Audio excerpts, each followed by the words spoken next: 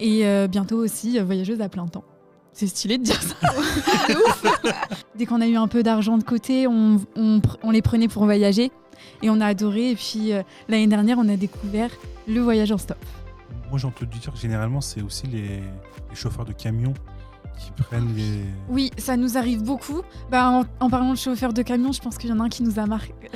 Moi, j'avais pleuré. Il m'avait tellement marqué. Alice qui est très sensible. Très sensible. Et... Mais c'est vrai qu'on a eu beaucoup de critiques. On a eu un article dans le journal avant de partir du coup en autostop. C'était cette année. Donc notre deuxième road trip. Et ça a été publié sur Facebook. Vraiment des haters. Vraiment plein de haters. C'est une sorte de convoiturage international. Hein. Non, c'est sûr. Non, mais pour la planète aussi, l'autostop, faut se le dire, c'est super bien.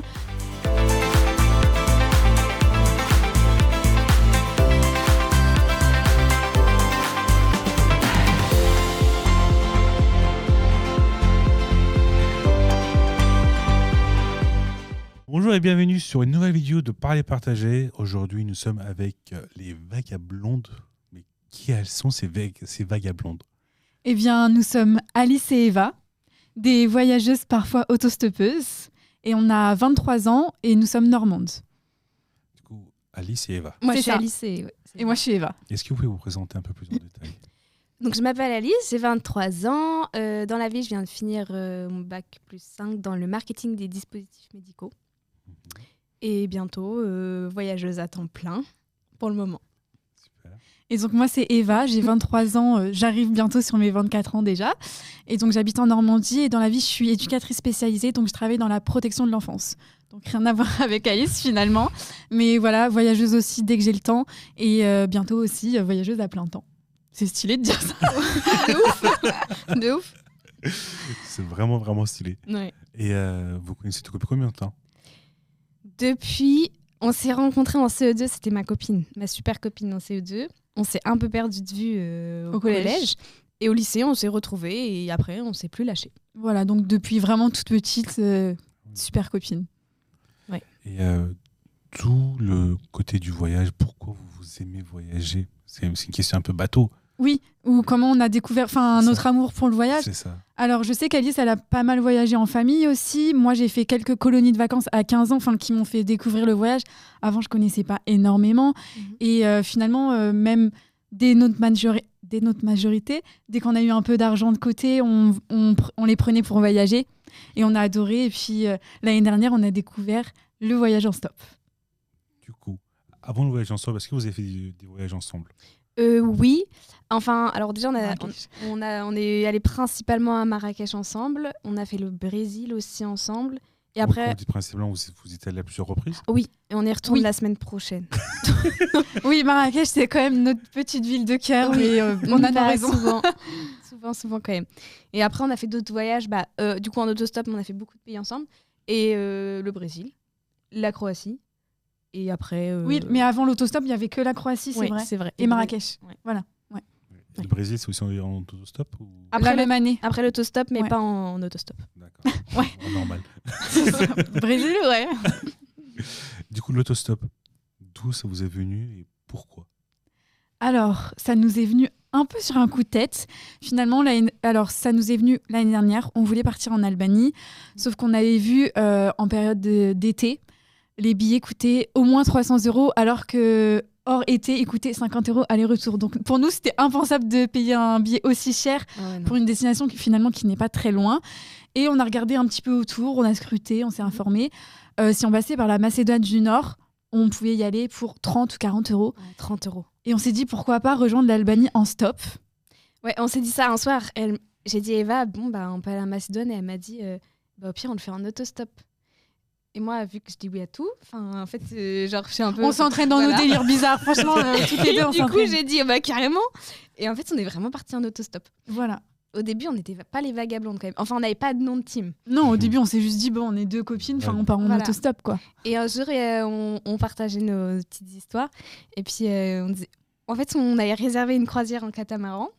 Et on pensait qu'on allait toutes les deux en train de bronzer sur le bateau. On arrive, super croisière avec tous les papiers et les mamies. Un gros paquebot. Et on s'est dit, on est vraiment blondes. Et donc, je mets ça en story Snapchat. Et il y a un copain à moi qui dit, mais vous êtes vraiment les vagablondes. Ouais, parce que je crois qu'on disait les vagabondes aussi. Ouais. Et quelqu'un nous avait sorti la blague non, vous n'êtes pas des vagabondes, vous êtes des vagablondes. Et finalement, c'était drôle parce que voilà, on fait plein de choses comme des blondes, c'est pas péjoratif parce que finalement, on est blondes blondes, aussi. Mais c'est aussi dans l'attitude, c'est rigolo et on a bien aimé. Ouais, On a gardé ce pseudo. Voilà, Du coup, l'Albanie, c'est le premier voyage. Oui. Enfin, l'Albanie, c'est le deuxième pays du premier road trip en autostop. Mais on a continué au Monténégro pour finir en Croatie. Oui, il y a eu 2 voyages, c'est ça? En fait, un voyage qui s'est allongé. l'année 2020, l'année dernière, 2021, on a fait du coup Macédoine du Nord, Albanie, Monténégro et Croatie en autostop. Et cette année, on est reparti, enfin du coup en 2022. L'été dernier. Parce que, ouais. Et du coup, là, on a atterri en Autriche, après on allait en Slovaquie, en Hongrie, en Serbie et en Bosnie-Herzégovine. Même nous, on a du mal à retenir les pays parfois. C'est ça. Comment ça se passe en autostop? Bah franchement, c'est... La question... Quels sont déjà les critiques ou les commentaires qui vous reviennent à chaque fois? Ça voilà. On en a beaucoup. Alors la première, déjà, c'est... Vous êtes folle. Oui, voilà, vous êtes folle, mais vous êtes 2 filles. Vous n'avez pas peur. Là, c'est vraiment la peur. Alors déjà, la peur... Enfin, nous-mêmes, on n'a pas peur. Et aussi, nos proches, parfois, ont peur pour nous. Oui. Mais bon, ça, on passe au-dessus. Et finalement, en fait, comme on est 2, on n'a pas du tout peur. On s'engraine un peu dans nos délires, hein. Mais on a toujours nos règles de sécurité. Bon. Mais c'est vrai qu'on a eu beaucoup de critiques. On a eu un article dans le journal avant de partir du coup en autostop. C'était cette année. Donc notre deuxième road trip. Et ça a été publié sur Facebook. Vraiment des haters. Vraiment plein de haters. Qui nous disaient mais vous allez finir découpé dans une poubelle. L'article, on le ressort dans 2 semaines pour dire que vous avez disparu. On a déjà la photo de l'avis de recherche. Enfin des trucs. On était en short, on se montre pour être prise, parce que vous êtes belle, vous êtes prise. Donc il y a quand même des a priori. Oui. Mais en fait, l'autostop, c'est trop cool. Oui. Bon, la première fois qu'on s'est retrouvés au bord de la route, on était hyper ridicules. On était sortis de l'hôtel, on avait mis l'ardoise et le pouce, il n'y avait aucune voiture qui passait. C'est vrai que la toute première fois où on s'est lancé, moi j'avais honte. Clairement, je me dis mais qu'est-ce que je fais au bord de la route, le bras tendu, les gens ils passent, ils se disent enfin je sais même pas ce qu'ils se disent, je voulais pas savoir. Mais finalement ça s'est bien enchaîné et finalement on y a pris goût. Et en fait c'est un challenge pour nous et on a adoré, c'est pour ça qu'on est reparti. Des rencontres et tout. C'est vrai que le tout début n'était pas super facile. Non. Surtout qu'on avait misé gros déjà. Oui. Enfin, on avait des gros yeux quoi. Mais... Et du coup, avec l'autostop, est-ce que vous avez des anecdotes ou des rencontres super intéressantes? Moi, j'ai entendu dire que généralement, c'est aussi les chauffeurs de camions qui prennent les... Oui, ça nous arrive beaucoup. En parlant de chauffeurs de camions, je pense qu'il y en a un qui nous a marqué. Moi, j'avais pleuré, il m'avait tellement marqué. Alice qui est très sensible. Très sensible. Et on nous avait dit, montez pas avec les chauffeurs de camions et tout. Donc, on évitait quand même. Et un jour, on nous a déposés au bord d'une autoroute. Et il y a un chauffeur qui s'arrête et qui nous dit on a mis Belgrade, on allait à la capitale de la Serbie. Oui. Je valise, elle me regarde. Et donc il dit bougez pas, j'arrive dans 5 minutes, je vous prends, je vous amène jusqu'à Belgrade. Il y avait 3 heures de route. Bon, il arrive au bout de 15 minutes. Donc au début, on pensait qu'il nous avait mis un lapin. Bref, on monte dans le camion. Il y avait un petit chien. Incroyable, petit chien, trop mignon et tout. Et le chauffeur parlait pas trop notre langue. Mais il était quand même adorable, il s'arrêtait sur les aires d'autoroute, il nous avait acheté de quoi se restaurer parce qu'on n'avait pas forcément... Alors que nous, on a de l'argent pour nous acheter à manger, mais parfois on n'a pas envie de manger ou on se dit on va manger en arrivant. Mais les personnes qui nous prennent tellement soin de nous que en fait ça leur fait plaisir de nous acheter. On avait pris un petit hot dog. Ouais, je me rappelle. Il était archi voilà, ouais. Et donc il nous dit je vous ramène dans la capitale et finalement il avait plus assez. En fait quand on est chauffeur là-bas on a du compteur, donc par exemple il pouvait rouler que 300 km dans la journée, il avait plus assez de kilomètres au compteur. Donc dans sa langue il essaye de nous dire qu'il va nous ramener une plateforme et tout, on comprenait pas trop. Et on voit qu'ils nous amènent pas du tout à la capitale, mais sur une plateforme de chauffeurs de camions. Il y a des chauffeurs de camions partout. Ouais. Il faisait nuit, il commençait à faire nuit. Nous, notre règle, c'est pas de stop quand il fait nuit. Ouais, donc quand on voit la tombée de la nuit, on se dit mince, où est-ce qu'on va finir? Oui. On n'a pas d'option B. En fait. Donc il commence à appeler tous ses potes et tout pour nous déposer à Belgrade. Personne ne pouvait et tout. Bref, avec Eva, on commençait à être un peu en panique et il le voyait et il avait un lumbago. Donc il avait du mal à marcher et même à se tenir debout. Il avait fait 1 kilomètre au bord de la route pour nous trouver un bus pour nous redéposer dans la capitale. Et il était tellement adorable. Moi, il m'a fait pleurer et c'était trop gentil. Ça a été tout ému, moi aussi. Hein, mais on était fatigués, il y avait la fatigue et tout. Et là, l'hospitalité des gens qui font 1 heure de marche au bord de la route, avec un lumbago, ça fait mal. Hein. Ils se démènent pour nous, quoi. Il s'appelait comment? Alors, il nous a dit son prénom, mais alors, c'était un prénom serbe. Mais j'ai encore son contact. C'est vrai qu'on s'est déjà renvoyé des messages cette année. Oui, ouais. puis même on a toujours des petites photos souvenirs. Ouais. Par contre, le prénom, j'avoue, Ah, non plus. il nous l'a dit, mais voilà, c'est On pas... donne toujours des surnoms quand même, nous aussi, à nos chauffeurs. Des fois, ou alors Et c'était on quoi, modifie du le coup prénom. Bah, lui, c'était le chauffeur gentil. Oui, avec le petit chien. Avec le petit sien. Ouais. Je pense que j'ai encore trop de questions par rapport à l'autostop, mais il faut qu'on passe à la suite aussi, ouais, parce c'est que vrai. je crois que l'autostop c'est terminé, Oui, parce que vous partez en Australie. oui. C'est quoi cette histoire? Bah, Alice, c'est quoi cette histoire? Bah, en fait, moi, j'étais en fin de contrat, j'étais un peu perdue dans ma vie pro, si je voulais rester, partir, tout ça. Et un soir, j'ai eu un gros moment de doute et j'ai dit à Eva, j'ai envie de tout laisser pour partir à l'autre bout du monde. Et Eva m'a répondu. Alors, avant ça, il faut savoir Ouais. qu'Alice, souvent, elle se fait des plans sur la comète. Oui, Du jour au lendemain, elle veut faire... Bon, elle se fait beaucoup de films. moi, je me fais. Elle est des fois un peu déconnectée, mais elle me dit ça. Et moi, je pensais qu'Eva allait me dire t'arrêtes et tout. Elle me dit bah, c'est une décision qui se réfléchit, mais si tu veux partir, je viens avec toi. Ah bah, moi, ça, en 1 heure, j'avais pris ma décision, je pense. Et finalement, nous voilà en train de prendre Oui, un après, visa. on a réfléchi on a un petit peu réfléchi, avant de tout ça, partir, hein. on s'est informé. Et on a pris un visa, donc permis vacances-travail, ça s'appelle PVT, qui nous permet de voyager autant qu'on veut et travailler sur place. En sachant que l'Australie, c'est quand même un pays où on peut travailler, se faire des sous. Enfin, il y a moyen de faire quelque chose de super cool et de parler anglais, vu que je parle pas trop anglais non plus. Et donc, on a décidé de partir vivre en Australie quelques temps. C'est ça. Quelques temps, on s'est dit au moins 6 mois. Après, on n'a pas de billet de retour. Maintenant, on a déjà pris notre allée, donc on parle de 4 mars 2023. Le oui. visa, il est valable combien de temps? Il est valable 1 an. À partir du moment où on part, Renouvelable. il est valable 1 an. Ça veut pas aller, Et ça en devrait fait, rester. il est renouvelable sous condition. Sous condition, par exemple, il faut faire au moins 88 jours de ferme pour prétendre à une 2e année de PVT. Voilà. Mais initialement, celui qu'on a, il est valable 1 an. Donc, on va partir là. Après, pendant notre PVT, on souhaiterait aussi voyager en Asie à côté. Enfin, on va travailler en Australie. Tous les sous qu'on se fera sur place, ça nous servira à vivre et aussi à voyager. Donc on a intérêt de travailler. Donc, on a intérêt de On peut bosser. pas que profiter. Voilà. Et je pense qu'on va explorer un peu le monde. On va être des vraies vagabondes. Là, on était à mi-temps. Là, on arrive vraiment à temps plein. Elle croit vraiment à ce qu'elle dit. Non, mais c'est ça. T'es à fond. Non, mais oui. Non, c'est ça. C'est vrai qu'on avait notre travail à côté ou nos Ouais. études de travail. Et là, c'est vraiment, on peut se consacrer que au voyage. On se Donc lance. on est super heureuse et on a trop hâte de partir. Et je crois que vu que vous voulez faire du voyage à temps plein, Oui. vous vous lancez aussi dans ce business-là. Oui, on se lance dans le business de travel planner.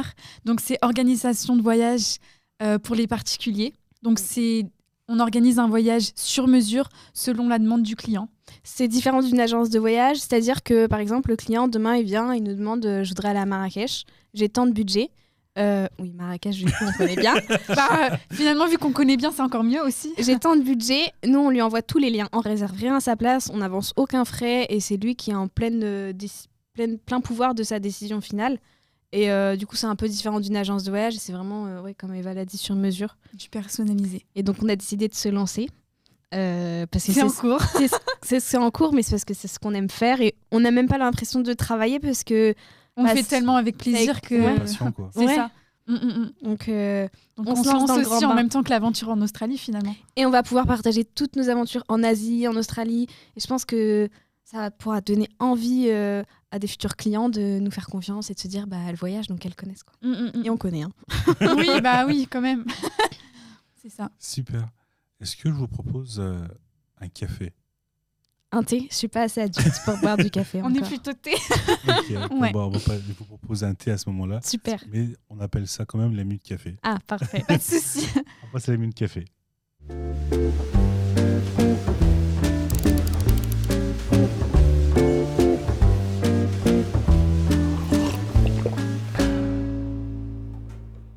Du coup, voici vos thés. Merci. Là, c'est le moment un peu plus informel où on essaie de vous connaître vous. Parce que vous êtes vagabonde, vous êtes différente, vous aimez des choses différentes, même si vous vous aimez mutuellement. Oui, Un petit peu quand même. J'espère pour vous. un peu, ça va. Quelle est votre musique préférée? Moi, j'écoute beaucoup de zouk, compas, un peu des choses qui donnent la bonne humeur et qui motivent. Quoi. Et moi, je dirais plutôt le style de musique, c'est plutôt de l'afro-pop. J'aime bien. Moins du zouk comme Alice.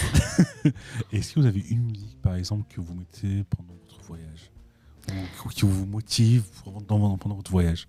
Ah, on va dire ça dépend des voyages. Mais là, pour le Maroc, on sait déjà Ghazali, ça s'appelle. Ghazali. On va la mettre. Oui. Voilà. On va dire ça dépend du mood du voyage. Ouais. Comme film, quel est votre film préféré ou le film qui vous a touché récemment?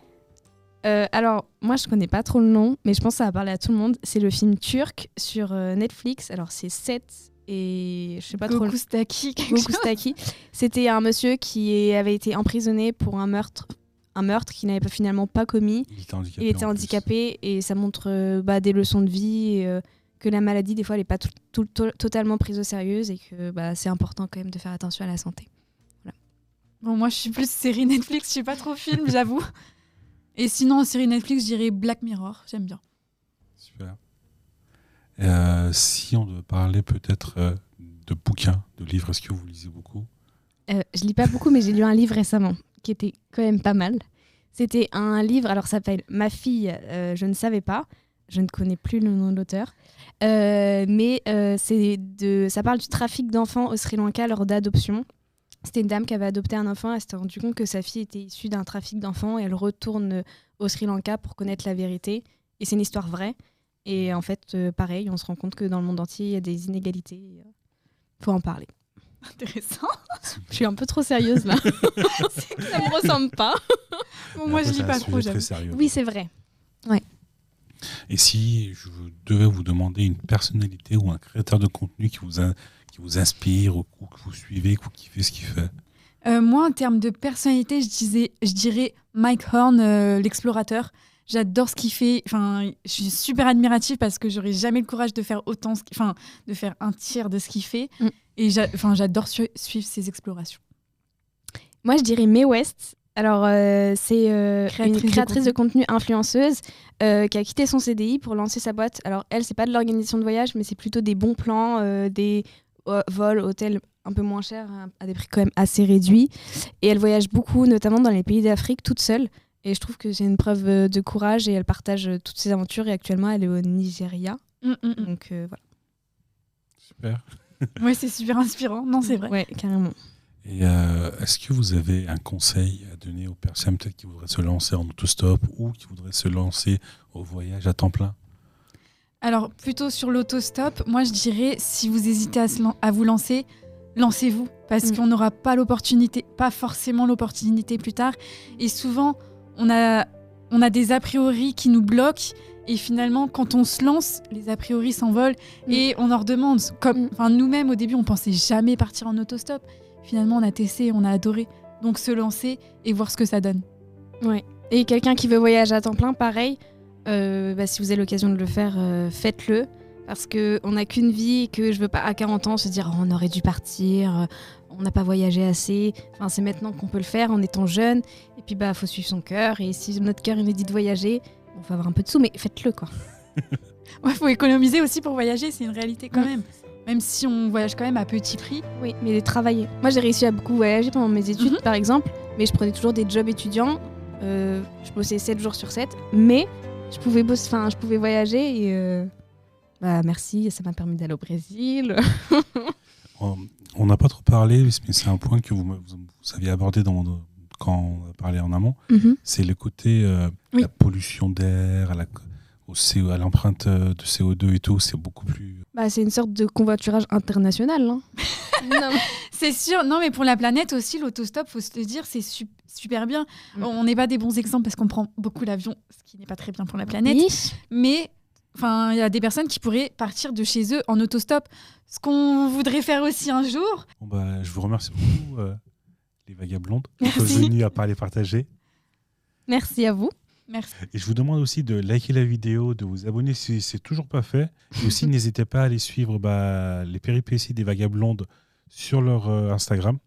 On les identifiera sûrement aussi. Et n'oubliez pas, en parler, c'est partager. Et c'est en partageant qu'on en parle. Au revoir.